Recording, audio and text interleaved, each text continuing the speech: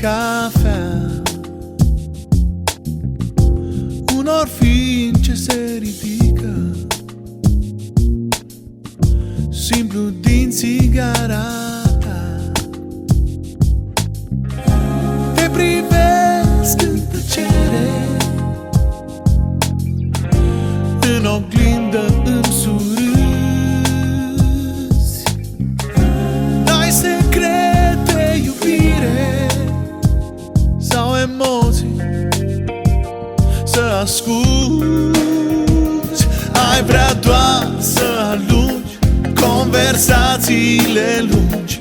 Acum septembrie lung, vrei din nou liniștea de atunci când toamna începea.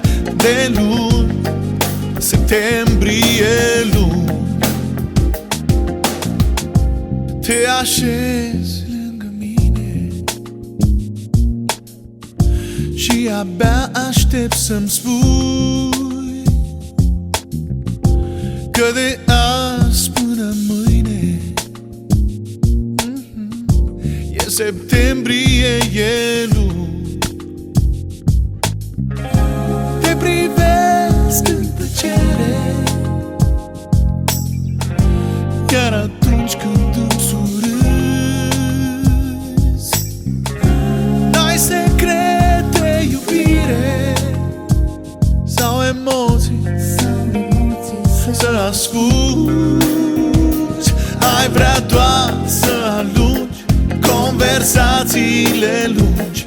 Acum septembrie lung, vrei din nou liniștea de atunci când toamna începea. De luni, septembrie lung,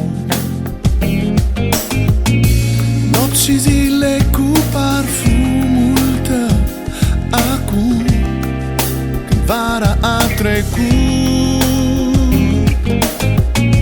n-au nevoie de cuvinte, nu, n-au nevoie de cuvinte.